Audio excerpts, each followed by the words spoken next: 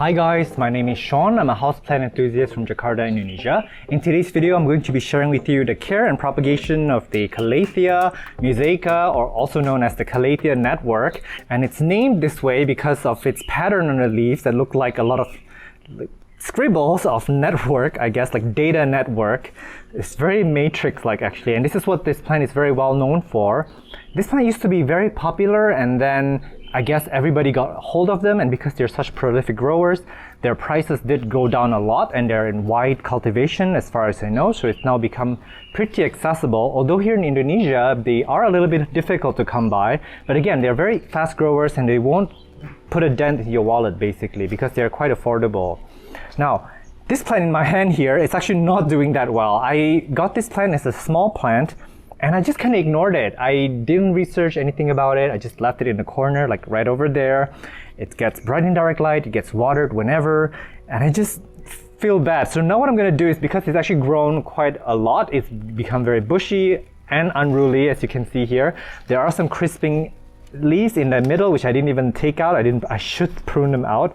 At the same time, they're also been attacked by southern blight, which affects a lot of my plants here, which is that they have fallen leaves from up above, and the fallen leaves are dried and then they rot, and then they bring about this fungus that's very, very deadly for the plants. And I already see some of them here. They start with this round looking pellets, and then they explode into these white webs that consume the plants very, very quickly. So I have to save this plant by giving it fungicide later, but before that, I'm going to divide it. And in terms of care, I'm going to go really quickly before I forget later on. This plant likes bright indirect light. You can give it a little bit of medium light, but it doesn't really like to be in full sun or too bright of a light. It will curl up and it will fry if you put them in direct sunlight. A little bit of morning direct sunlight wouldn't really harm it. In fact, it may be good for it. For a Calathea, this plant actually can take a little bit more light than your other Calatheas because it's got green foliage. It doesn't have those very thin leaves that has red underside that a lot of Calatheas do have. In terms of watering, I would let these guys dry out almost completely between watering. Unlike other Calatheas, the leaves on these are actually a little bit thicker and more succulent, so they actually retain a little bit more moisture. If you overwater them, they will give you yellow leaves that fall off, so just be mindful of that. They will rot easily, especially in my tropical climate. Potting mix, they definitely like to be in forest floor potting mix, which is very airy. It's full of bamboo, it's twigs, perlite, burnt rice hull, and worm casting. I have the video on that, so if you want to see that, I'll link it up above. So in this case of this plant, I actually put it in a terracotta pot, which dries out really fast, forest floor potting mix, and it just kind of holds it down every day without even looking, and it's doing quite well. In terms of fertilizing, same way you do with other houseplants. These guys are not particularly hungry or thirsty. I haven't really seen any pests on these guys, although for Calatheas, if you have them indoors in lower humidity, they will attract spider mites. Now, this particular plant in my care has suffered quite a lot of bacterial and fungal spots. I'll put some clips on the screen so you can see what they look like. I guess they're just a little bit stressed out. I have repotted it in the beginning. I put it in the wrong substrate in the beginning. I put it in general purpose potting mix, and I kind of maybe overwatered it and I moved it around so much. So I guess this plant is a little bit susceptible to fungus. That's why I'm going to be treating this with fungicide because of that southern blight that we have in the pot, but also to prevent any further fungus attack on the leaves. So a good recipe for a happy plant would be to fertilize it lightly to make sure that it's got a healthy immune system to fight off bacteria and fungal infections. All right, let's get started. I'm gonna unpot this guy. Oh, it's got such beautiful roots. Look at that. It's actually doing really well. Look at those fuzzy roots. And actually Calatheas, maybe I did mention earlier, Calatheas are actually propagated via root division, or they have rhizomes. So we're going to divide those. So we're going to check out what those look like. Actually, I've never seen what these guys look like inside the pot. So yeah, as you can see here, this is already one rhizome. Actually, this is a little bit soggy wet. I did just water this not so long ago, but it is a little bit wet. So I don't know if you can see this there. So they're connected by rhizomes, and then what I do is I can just cut it off. See, it's connected. It's all connected in there. And this is, I believe, let me see, I think it's trying to grow out a new growth point, I think. Very cute. Yeah, I may have overwatered this a bit, so I need to back off with watering. I may actually grow one of these indoors too, just to see what it looks like. So what I'm going to do is, I'm going to start cutting this off. There you go, and that's going to be one of my cuttings. I can actually probably cut this into two, but I don't see a lot of roots here. This is actually the roots. I know it's a bit dirty here, but this is a little bit of roots. So this is one of my plantlets rather. So this is my this is my forest floor potting mix. It's very, very airy. I'm just gonna pour it out. So it's too full. I'm gonna pour it out. And I don't want to bury this too deep either. And I'm using plastic pot on these. And some of them I'm gonna use terracotta pot because I wanna see what the care looks like for all of these. But with plastic pots, again, you don't wanna overwater them. They don't like, now plastic pots dry out a lot slower than your terracotta pot, almost twice slower. So I'm gonna see if I can take off more rhizomes here. I'm gonna check inside, look at how crazy it is inside, whoa. Yeah, and then this actually divides itself already, which is perfect. Come on, it's so tangled up, okay. I get like jittery when I'm filming and propagating at the same time. So let me see if I can break this apart a bit more. Let's see, okay. Because I'm greedy like that. Yeah, this came right off. So this is another cutting, I guess. Do I want to break this more? I can technically break this up a little bit more. Let me, yeah, this came right off there. Very greedy. I'm gonna have many pots of these. I don't think I prepared enough pots actually. So I'm gonna just keep breaking them up. So they're gonna be little plants like this, and I'm gonna be potting them into many pots. I'm gonna show you what they look like at the end of this, because this is gonna take too long. Ooh, hang on. Before I let you go, I don't know if you can see here, there's this this orange, round, not this slow release fertilizer, but there's these orange beads, and that's basically the southern blight. And these are the dried leaves that are causing them. So terrible. It's very difficult to do. So with all these propagates, I'm going to have to treat them for fungus. Right, so I'm done. It actually took only 10 minutes, which is very fast. So basically I just broke up the rhizomes and put them into their pots. And these three, I'm gonna keep them indoors. I have duplicates like this that I'm gonna keep it outdoors so I can compare the care. My guess is that humidity doesn't affect it that much because I have 50% humidity indoors and outdoors is about 90% humidity. And what else is there? Oh yeah, the fungicide.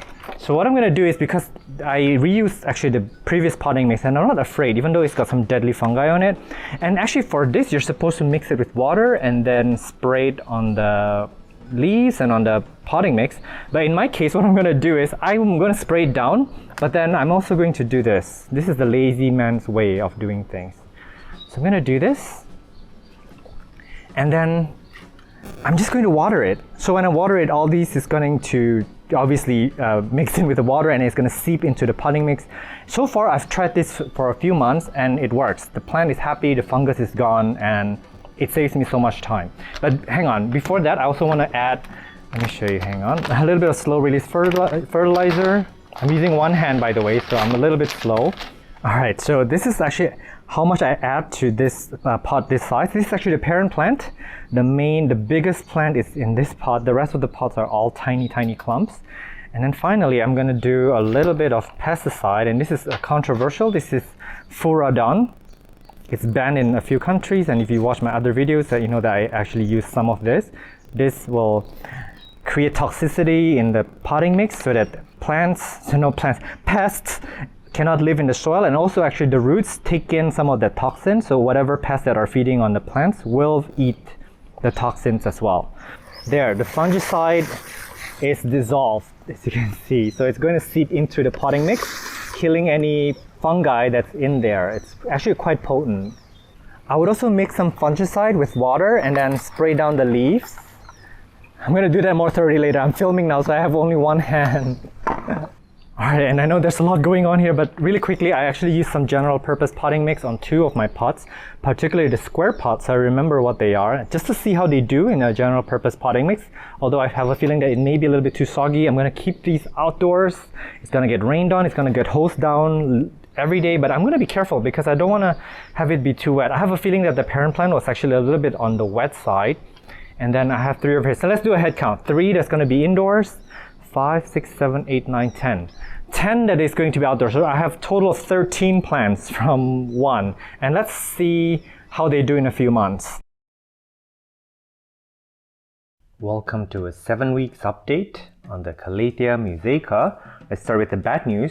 These guys are grown here indoors in my air-conditioned room, bright and direct light, about 22 to 24 degrees Celsius at night, very low humidity, like 50. Low humidity for Southeast Asia, but of course it's considered pretty high humidity for those of you living abroad. But this one is not doing so well. I don't know if it's dying yet or if it's dead yet, but I'm not gonna give up. But yeah, these are curling. This is not a good sign, basically. But these two, I guess they're doing all right. Look at this new leaf that just unfurled. So they did put out these cigar-like things that just unfurl. It's quite pretty, like this one right here. I really love watching Calatheas unfurl. It's quite something. And yeah, this one has put out some new leaves. I think 3 leaves, 1, 2, 3. So they are rather fast and easy to propagate, although the leaves are still pretty small. And the thing about Calathea is that they actually put out one leaf after another for the same, and each leaf is bigger and bigger size. But at the same time, they will also put out pups from the side, which are tiny. This is why sometimes we think, oh my god, why is my Calathea staying rather small? Because you have too many pups. So if you kept separating the pups and just focus your growth on this one plant, this one clump of plant, it will give you bigger leaves eventually. Or if you're just patient and you have a lot of clumps in there, that's fine, just give it time. It's going to get really bushy and massive leaves, but again, you need to give it time. Also, you do need to fertilize it a little bit because you have quite a few plants in there, and of course it's going to get more thirsty if you have a lot of plants living in one pot.